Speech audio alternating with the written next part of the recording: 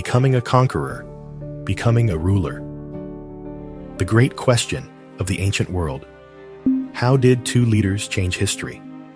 Between 336 BCE and 221 BCE, two remarkable leaders emerged in the East and West. In the West, Alexander the Great conquered an empire spanning 3 continents, becoming a legendary figure in history. In the East, Qin Shi Huang unified 7 warring states and established China's first centralized empire. Was it mere coincidence that these two extraordinary leaders rose during the same era? What decisions and strategies lay behind their monumental achievements? Today, we delve into their incredible stories to uncover the answers. Conquest and unification. How did their greatness emerge? Alexander, later hailed as the Great, became synonymous with conquest and remains a symbol of East-West cultural exchange. In 336 BCE, at just 20 years old, he ascended to the throne of Macedonia. Over the next 13 years, he led his armies across 3 continents, forging an empire that spanned 5 million square kilometers, nearly a third of the known world at the time. But Alexander's greatness went beyond territorial expansion. Every step of his campaign seemed to bridge the gap between civilizations. Blending Greek culture with the wisdom of the East, his name still stands as a cultural bridge linking 2 worlds. In contrast, Qin Shi Huang took a completely different path to greatness. As the first emperor of a unified China, he ended centuries of war in 221 BCE by consolidating 7 warring states into a centralized empire spanning 3 million square kilometers. What set him apart was not only his military genius, but also his institutional innovation. By abolishing the feudal system and implementing a county-based administration, he transitioned China from fragmentation to unity. His achievements extended beyond territorial unification, laying the foundations for the continuity of Chinese civilization. From weakness to strength, how did their nations rise? Macedonia's rise, military reforms, and strategic alliances. Macedonia's transformation from a peripheral kingdom to a dominant power was driven by the reforms of Philip II, Alexander's father. He introduced the Sarissa phalanx, equipping soldiers with long spears to enhance the strength of infantry formations. At the same time, he fortified the cavalry, creating a coordinated force that became the backbone of Macedonian success. Philip also established the Corinthian League, uniting the fragmented Greek city-states under Macedonian hegemony while allowing them some autonomy. These reforms not only secured Macedonia's dominance in the Greek world, but also set the stage for Alexander's grand expeditions. Qin's rise, the legacy of Xiangyang's reforms. Qin's ascent owed much to the far-reaching reforms initiated by Xiangyang during the reign of Qin Shi Huang's great-grandfather, Duke Xiao of Qin. These reforms reshaped Qin from its foundations, encompassing politics, economy, and military strength. The merit-based rank system incentivized soldiers to earn titles and land through battlefield achievements, fostering a loyal and effective army. Xiangyang also prioritized agricultural production, providing the economic backbone for prolonged warfare. By standardizing weights, measures, and land ownership laws, he weakened the power of hereditary nobles and centralized authority under the state. These measures prepared Qin to surpass its rivals and pave the way for eventual unification. Young leaders on the rise. How did they seize power amidst turmoil? Alexander, a young king, secures his rule.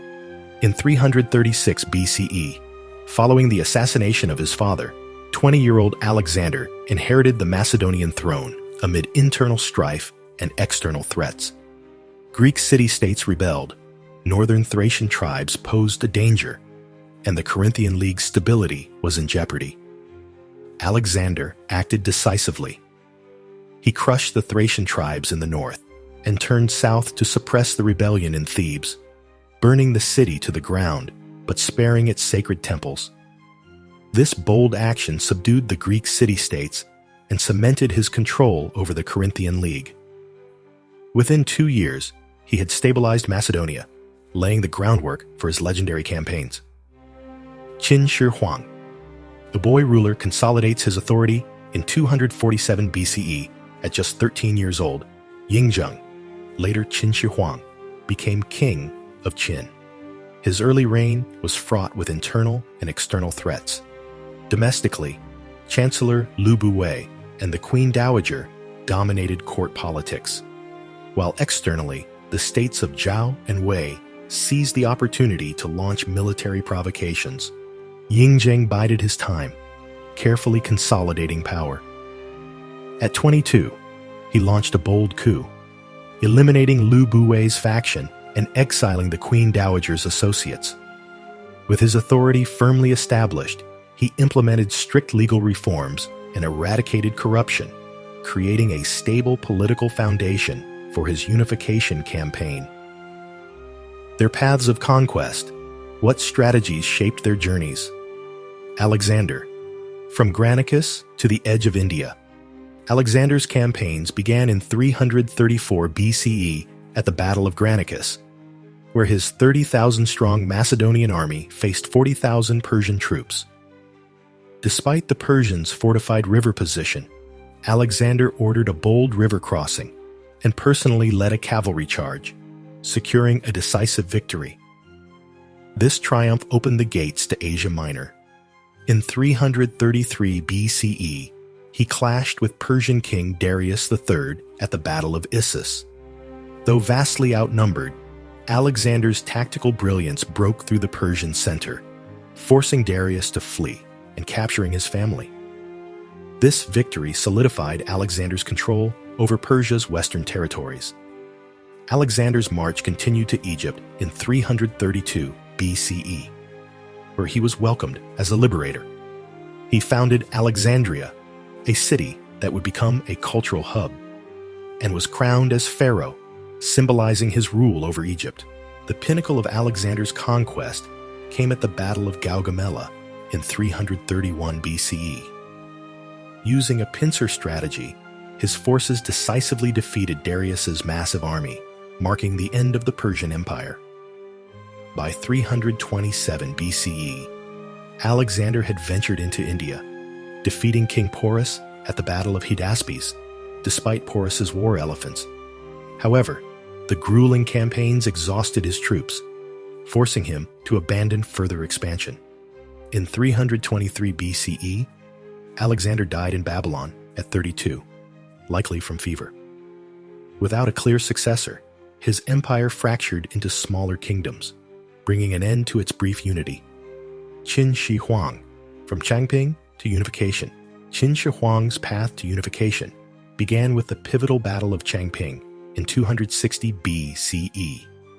Qin forces, led by General Bai Qi, lured Zhao's 500,000-strong army into a trap, cutting off their supplies and forcing their surrender after 47 days. This devastating defeat shattered Zhao's military strength and morale. Yingzheng employed a distant alliances and nearby attacks strategy, isolating the stronger states while conquering weaker neighbors. By 230 BCE, Qin had annexed the state of Han.